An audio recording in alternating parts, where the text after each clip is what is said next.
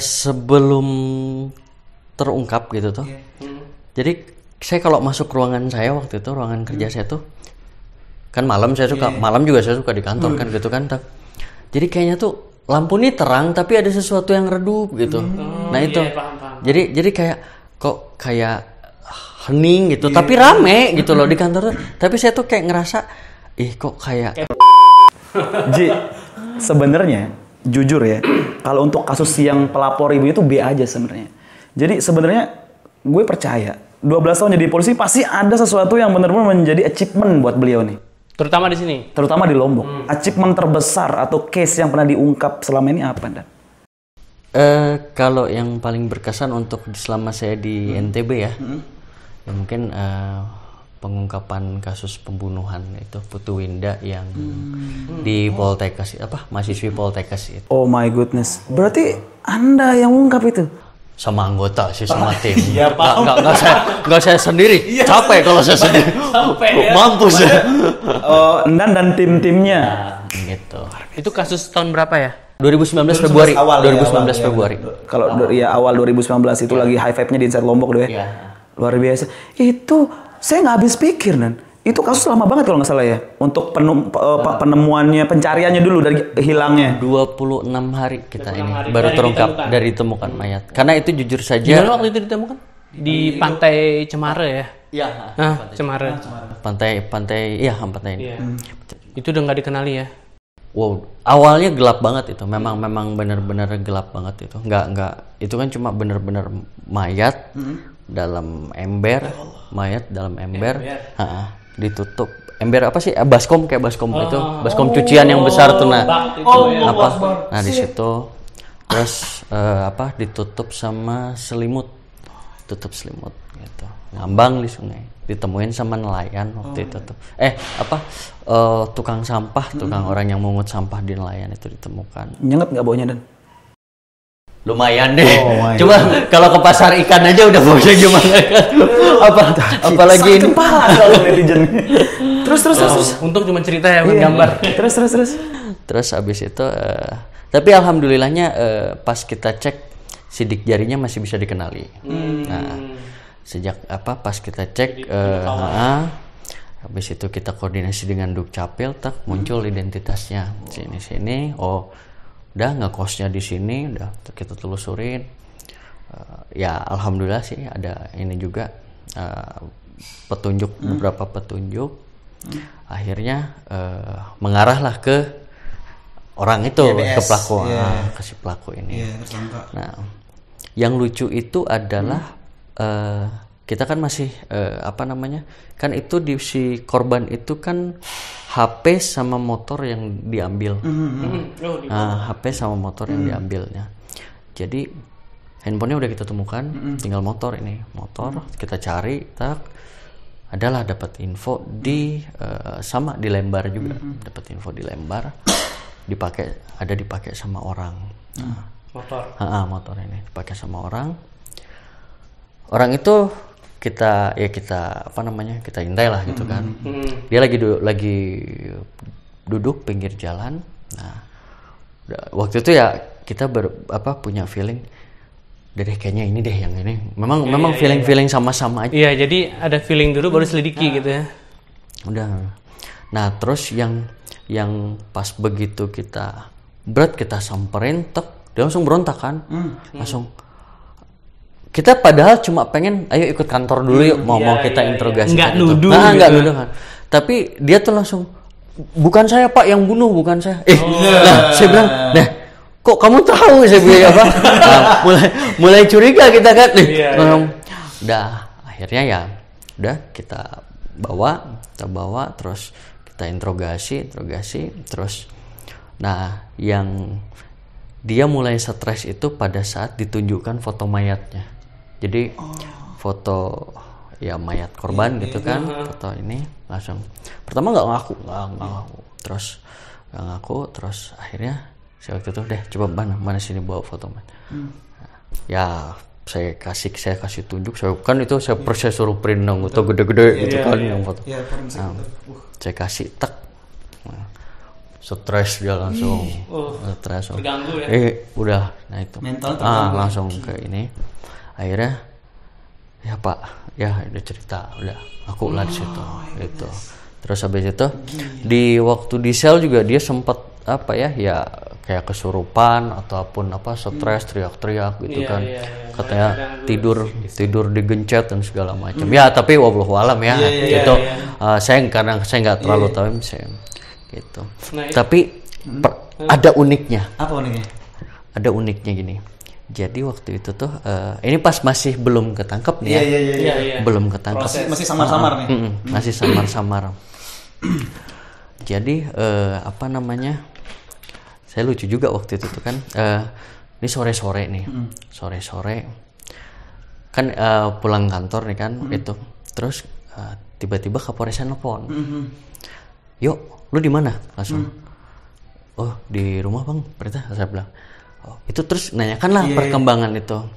Langsung nanyakanlah perkembangan kasus pembunuhan ini kan. Tak nanyakan. Terus abis itu oh siap Bang, nanti Bang saya istirahat dulu Bang. Saya bilang, nanti abis itu saya mau ini lagi rapat lagi sama anggota. Saya bilang, oh ya wes, tolong ya di ini. Oh siap, saya bilang. Tutup. Saya tuh ngantuk banget. Ntar aja lah, besok aja. Tidur lah saya tuh kan. Tidur. Ya namanya manusia capek lah, pastilah capek gitu kan. Capek gitu. Jadi pas abis tidur, begitu. Jadi kayak tuh saya tuh kayak ada yang ngebangunin gitu loh. Woi bangun woi gitu. Kayak ada yang. Terus tapi ngantuk gitu. Tapi tiba-tiba terus kayak ada yang ngegencet badan ini gitu loh. Langsung. Wih ini kenapa kok jadi apa? Kok sesak napas begini gitu kan? Jadi sesak napas, bukan sesak napas sih, kayak ada orang yang gencet aja gitu kan? Kayak bisa ngomong, nggak bisa langsung, langsung, saya paksain bangun. Terus itu udah mau maghrib tuh, langsung udah mau maghrib. Waduh, jangan-jangan mungkin karena saya malas gitu kan waktu itu, karena saya malas, ya mungkin dari arwahnya beliau mungkin, woi tolong dong gitu kan. Langsung, gitu kan. Enggak, jadi dia kayak mungkin cepetan ungkap gitu. Terus abis itu tuh udahlah. Nah yang kedua lagi adalah saya nggak tahu tuh. Jadi kan kita kan punya mobil operasional waktu itu. Nah mobil operasional ini jujur ya, ini mobil ini lampu dalamnya mati. Dan udah nggak pernah kita perbaiki, itu nggak pernah. Nggak pernah langsung. Mulai. Nah terus jadi waktu itu pas kita lagi menyelidiki kasus itu, ada barang apa gitu yang jatuh kan. Wih di mana nih? Langsung berhenti, pas mau nyalain ini, nyalain HP senter gitu, dicoba lah sama anggota tuh kan, anggota saya tuh cobain lampu itu, hidup dong. Hidup. Padahal tuh mobil nggak pernah hidup lampunya. Karena memang lama nggak dihidupin, bisa jadi itu pikiran udah rusak, pernah coba juga, ya kan? Padahal tapi begitu, kok tumben nyala nih katanya. Nah tapi pas setelah itu dipikir kita udah nyala kan, tapi setelah selesai itu mati lagi, balik lagi. Nih, ya itu terserah ya, believe or not gitu kan. Tapi memang itu yang saya rasain gitu, kan. Wow. Berarti untuk pengalaman spiritual sendiri mungkin karena ngurus korban pembunuhan ya, Endan ya, merasa nggak kalau si korban nih berada di dekat misalnya? Sangat kayak membantu. Serius, sangat. Ini apa? Kan? Ya bukan apa-apa. Ya saya sorry ya, karena ya memang itulah yang saya rasakan gitu. Jadi sebelum terungkap gitu tuh, jadi saya kalau masuk ruangan saya waktu itu, ruangan kerja saya tuh kan malam juga saya suka di kantor kan gitu kan. Jadi kayaknya tuh lampu ini terang tapi ada sesuatu yang redup gitu. Nah itu, paham. jadi kayak kok kayak hening gitu, tapi rame gitu loh di kantor tuh. Tapi saya tuh kayak ngerasa, kok kayak mimpi tuh sering kayak gitu. Gitu kayak terus, dan itu lumayan lama, berminggu. Dan mulai mulai agak, dalam artian agak longgar lah gitu. Udah agak reda sedikit tuh semenjak mulai handphonenya ditemukan. Sepertinya situ ada ada jalan lah gitu, jalan. Bahkan ada waktu itu orang yang beli handphone Oh, jadi handphonenya dijual. Handphonenya dijual sampai Bali sana. Udah nyampe Bali handphonenya. Udah nyampe Bali handphonenya. Mental dagang banget. Kalau ini sih handphonenya Cyber sudah ini apa. Jadi handphonenya udah nyampe Bali. Terus akhirnya orang yang beli handphone itu ya kita bawa kan, kita interogasi dari mana dia dapat handphone dan segala macam. Terus adalah temannya ini, temannya orang yang beli itu. Nah, itu dia informasinya bisa ngelihat gitu. Tapi saya nggak ketemu sama nih orang, anggota saya cerita. Bukan Indigo. Itu internet, Pak. Indigo. Sorry. Lagi dihujat soalnya. Terus. Terus apa namanya? Ya itu. Jadi si pas di kantor si temennya yang beli handphone. Jadi yang beli handphone itu buat teman. Buat teman. Dia nggak mau masuk gitu. Nggak mau, Pak. Itu orangnya ada di situ katanya. Nah, jadi dia waktu itu saya di luar aja, Pak, katanya. Langsung. Jadi di situ anggota yang gini, wah saya gelek nih orang. Jadi udah mulai, waduh, jadi kayak jadi meriksa dia gitu. Berarti ada pembenaran perasaan yang dirasakan selama ini ya, berasa diikuti gitu ya. Wah. Dan itu memang ya batin ya, itu memang ada orang nggak percaya itu. Ya silahkan itu penafsiran Anda ya. Tapi ya kalau saya secara pribadi ya itu yang saya rasakan. Memang kental banget gitu ikatannya. Kayak dia itu ngikut gitu ya, bantu jadi gitu ya. Jadi kayak dia tuh kayak adalah di kita. Iya. Kayak berasa banget tuh. Oh my god. Dek bawa cerita, semangat. Tapi Dan klimaks di kasus ini pas saat apa, Dan? Pas pada saat ya si pelaku ngaku, itu aja, ngaku. Terus dan dia ngakunya tuh ya tidak dibuat-buat gitu loh. Jadi karena dia tuh benar-benar stres ngelihat foto itu, mungkin dia ngelihat pada saat pada saat dia ngebunuh dulu gimana. Terus abis itu yaudah, kalau abis dia ngaku udah saya tarikan fotonya. Dah tenang dulu, saya bilang tenang dulu, ya saya kasih minum dulu, saya kasih ini, dah makan dulu. Nah sebatang dulu lah, saya bilang sebatang dulu lah gitu kan. Nah, pas sudah itu, udah akhirnya dia mau ngomong, ya Pak, saya begini. Terus cara bunuhnya gimana? Gini Pak, terus kita cocokin sama visum kan, visum sama hasil otopsi dan segala macam, cocok gitu. Oh ya udah. Terus ya udah kita ambil petunjuk segala macam, ya klop semuanya. Alhamdulillah. Berarti dia solo pelakunya? Nah itu ada emosi nggak sih? Nah itu kan, dia. Ini orang bunuh orang. Bejat loh, busuk aja. Iya kan? Kamu bunuh orang gitu kan? Pernah nggak? Ada ini nggak? Ada perasaan emosi bercampur aduk gitu. Atau tenang aja gitu? Kalau justru saya waktu pas sudah dia ngaku udah nggak emosi. Karena udah ya udahlah, ibaratnya kan kalau petinju itu ya sudah KO gitu kan, sudah KO nggak boleh dipukul lagi gitu kan, nggak boleh. Ya udah, jadi ya kalau jadi begitu. Ya kalau emosi awal sih pastilah, namanya juga kita manusia ya, polisi waktu kita interogasi dia belit ya kesel juga gitu kan. Iya. Kesel juga. Sampai harus misalnya kan ada yang harus dilumpuhkan gitu kan, itu yang ngelawan itu ya. Ya waktu itu memang dia sempat gila kayak di film-film. Serius. Jadi kayak gimana? Dia kan kita taruh di belakang nih. Kan waktu itu mobil kan ya kayak mobil di depan lah. Nggak boleh ngomong sponsor kan ini kan. Karena nggak di endorse juga kan. Terus jadi kan dia ditaruh di belakang nih. Kabur dia. Jadi kabur, pecahin kaca belakang. Bisa serius. Jadi nabrak gitu. Setelah dia ngaku itu? Apa? Belum. Oh, belum ditangkap. Pas ditangkap. Jadi pas mau dibawa ke kantor, terus dia jadi dia berdua nih sama anggota saya kan di belakang. Nah anggota saya mau direbut senjatanya, cuma nggak bisa keburu di anggota saya seburu ngelempar ke depan, pokoknya duel lah sama anggota saya di belakang. Akhirnya duel, terus ketendang anggota saya jatuh gitu. Nah dia mecah ke belakang, mecah kaca, asli pecah kaca. Asli. Saya bilang, woi, kaget kan saya kan. Nah, saya kan ada di mobil depan gitu kan. Woi, kabur. Nah, udah turun lah gitu kan. Langsung turun, akhirnya ya waktu itu sempat dilumpuhkan lah dia tuh kan. Langsung. Padahal saya deg-degan juga kan. Ya Allah, ini bukan pelaku kan waktu itu sempat itu kan. Tapi udah dilumpuhkan ya. Tapi masalahnya alasan kita kan dia mau ngambil senjata itu, Terus akhirnya, gimana? Akhirnya udah tembak habis itu. Nah di situ udah mulai dia ya udah mulai nyerah lah, udah mulai kayak ini. Ya cuma itu kocoblok. Saya nggak habis pikir ini orang kuat gitu loh. Serius kuat. Umur berapa Anda? Udah lumayan ini sih. Ya 30-an lah, 22 sisa. Semuanya 20 kayaknya. 27 ya.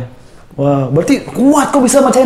Iya, bayangin coba Udah kacanya tuh gila. diterobos gitu. Iya. Dalam hati gue, anjir pecah kaca mobil dan ganti gue. belum mikir bener pelaku ya apa enggak gitu kan. Bukannya gitu kan. Terus tapi ya itulah alhamdulillah kita berkat ini Tuhan juga. Wah. Iya. Begitu. Jadi waktu itu tuh saya coba kan ambil aja. Mic-nya mana Dan? Mana ya? Seru banget tadi. Terus. Iya. Jadi pas saya tuh nggak tahu waktu itu tuh coba ada mana foto ini foto. Nggak tahu pengen nunjukin foto aja gitu kan. Nih. Kayak ada yang nyuruh juga. Itu. Foto. Mana sini foto. Nih, coba. Nah, mulai. Woi, stres. Keringetan deh. Coba gimana tampang stresnya tuh Dan? Sumpah gue penasaran, serius. Dia kayak di film-film nggak? Ya pokoknya dia nggak mau ngelihat lah. Dia buang muka. Pak, tolong Pak. Iya Pak, katanya. Iya Pak ya. Udah mulai langsung. Oke. Saya ambil lagi fotonya. Ini nggak sia-sia dilumpuhkan. Saya bilang, bener Pak, saya yang bunuh. Alhamdulillah. Saya bilang. Langsung lega. Tapi jujur ya, ya dalam artian dia kan cuma satu peluru gitu kan. Dalam artian satu peluru tuh ya, apalagi kenanya di mana di paha ya. Paha tuh kan tebel tebel gitu kan. Tebel. Tapi sampai selama dia di kantor polisi itu nggak bisa jalan loh. Biasanya kan kalau itu kan ya paling sebulan setengah udah sembuh gitu kan. Ini sama sekali nggak bisa jalan. Sampai sekarang. Itu nggak tahu mungkin ada pakai psikisnya juga kan kena juga kan. Dan gue bingung Ji, kenapa polisi selalu akurat tembakannya kaki kiri di koran itu kan pasti belum. Gue bingung, apa jangan Anda berbohong koran? Sehingga maksudnya itu kan ada beberapa orang yang memang ahli nembak. Iya makanya saya pikir berarti polisi jago nembak semua. Saya mikirnya gini, kenapa nggak lari zigzag aja gitu? Ya sekarang gini, lu kalau dikejar nggak mungkin kan lari kepikiran zigzag, lari gitu nggak bisa. Lari mah pokoknya sekencang mungkin ya kan, nggak ada. Pokoknya yang di depan tabrak aja, nggak ada kepikiran gua kalau lari mau zigzag larinya biar nggak akan mungkin bos gitu kan. Biar sulit ditangkap ya. Gitu. Udah gua zigzag lah. Aduh. Enggak, karena begini Dan, di berita-berita, di TV, di nasional, di apapun, polisi berhasil melumpuhkan kaki tersangka. Hebat banget. Terus di kaki mulu gitu kan, nggak pernah dada, nggak pernah, pasti kaki cuy. Iya kan, di berita pasti lu lihat kalau polisi nembak gitu kan, pasti kakinya diperban ya.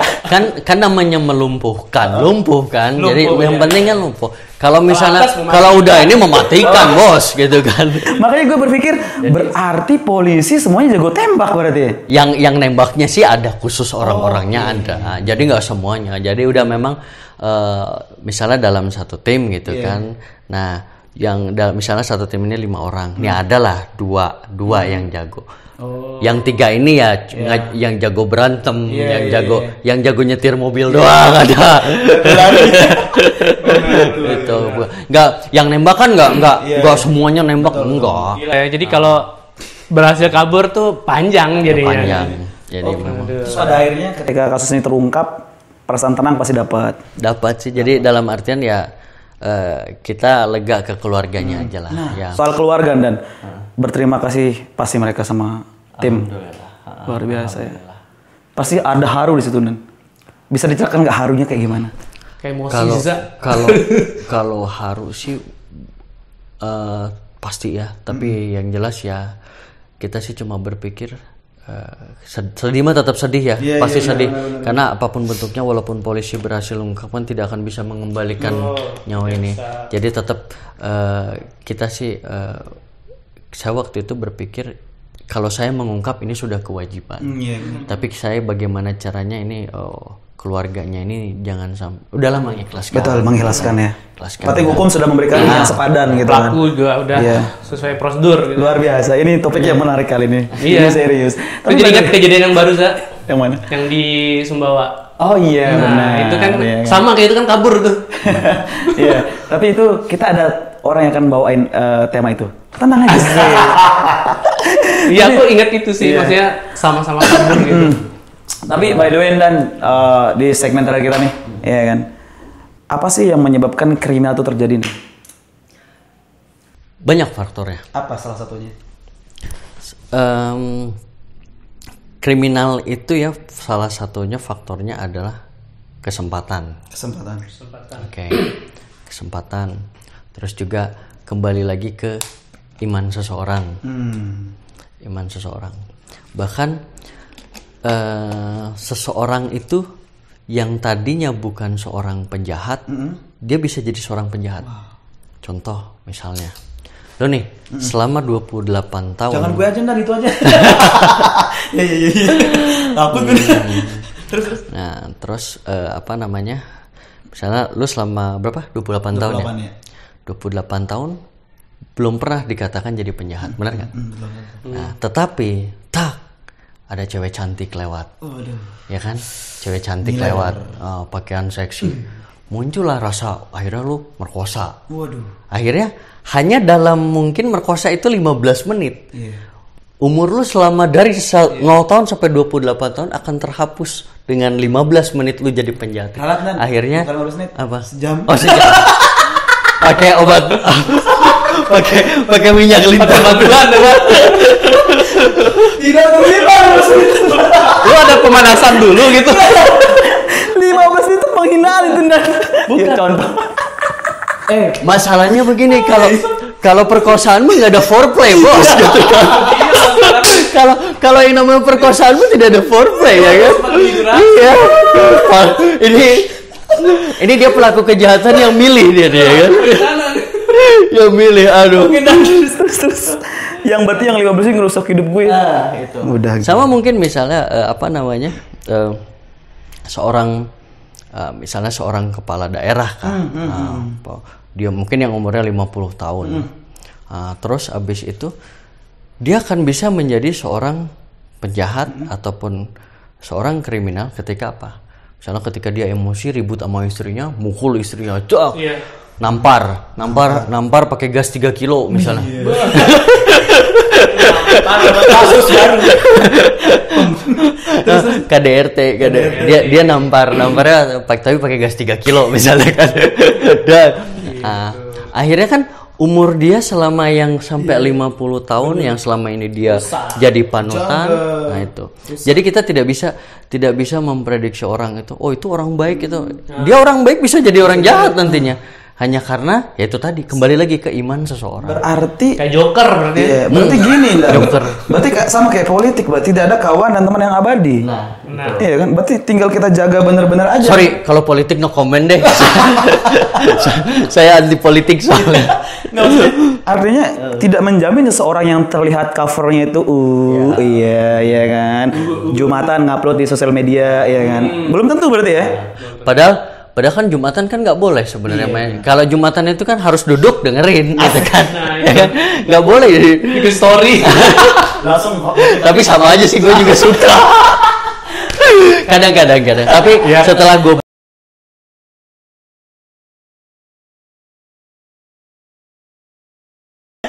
Berarti kriminal itu. apaan sih gini-gini terus? Gue takutnya ini mau pilkada ya kan, begini terus. Ini saya sensitif gitu kan, sensitif soalnya saya polisi harus netral loh. Jadi saya ngelihat kalau 4, 3, 2 ini agak-agak, aduh. Lu ya manpower editor. Jangan seret-seret doi ke politik. Lu syukur nggak begini lo ya. Berarti kita harus beli papan putih besok. Ada. Bukan papan tinju itu. Nah itu. Terus dia pakai beda. Aduh kacau. Aduh, mulai Berarti kacau. kriminal itu bisa didapatkan bisa dialami oleh siapa saja. Karena ada kesempatan Jika ada kesempatan ya kan. dan tingkat kadar iman. Kadar keimanan, tergantung iman sebenarnya. Benar. Jadi solusinya ya harus dekat dengan agama ya. Betul. Jangan dekat dengan Orang tua. Pokoknya iman dan kesempatan ini ya saling berkaitan. Oke, dijaga berarti ya. Luar biasa. Karena kita nggak tahu ya orang itu misalnya wah dia imannya kuat, terus habis itu ada warung ngebuka terus di situ ada duit sama handphone yang tadinya dia habis sholat, aduh ada ini, wah kapan lagi nih Sudah ada basically mental maling ini. Tapi kalau iman kuat ya udah. kalau iman kuat ya makanya itu. Betul, waduh, luar biasa. Ini buat anak muda Mataram dan kalian harus tonton ini. Jadi begitu ya, seru banget. Polisi seasik ini loh. Polisi asik. Saya lagi. Polisi asik ini. Jadi yang kalian kenal itu adalah oknum. Betul ya. Maksudnya yang membuat kalian rugi ya. Yang ada pengalaman tidak bagus. Berarti itu oknum ya. Ya, jadi buat teman-teman mungkin yang pernah punya pengalaman tidak menyenangkan, itu oknum. Betul, apalagi yang sampai merugikan kalian ya Iya, kan. Kalau yang seperti ini asik polisinya mah asik banget ya. Banget sih. Ya serius gue berteman sama polisi ya kan. Mereka asik-asik aja, kita ngopi, chill, santai gitu kan. Saya juga punya beberapa teman memang polisi dan asik-asik. Jadi maksudnya mereka bisa menempatkan diri gitu. Kalau polisi asik kayak begini kan. Malah ada yang kalau lagi nggak tugas, kalau bisa orang-orang jangan tahu deh. Iya, menyembunyikan. Ada nih yang pura-pura badannya keker fitness, woi. Anggota? Biasa jomblo tuh. lagi nyari. Lagi usaha Pak, lagi usaha. Luar biasa banget buat kita di Imaji Podcast kali ini Ji. Thank you banget buat Kang Priyo, luar biasa. Terima Ini kasih banget. pengalaman yang sangat amazing ya kan. Luar biasa. Nextnya kita akan ngobrol sama beliau lagi di salah satu radio di Mataram. Kalian stay tune aja. Gue Rizal Laki, Subscribe tugas Samit. Jangan lupa Aji juga subscribe ya. Yeps. Dan siapa lagi teman kita nih? Siapa nih? Kasat Reskrim. Priyo Soehartono. Oke. See you di sana. Terkeren. Bye.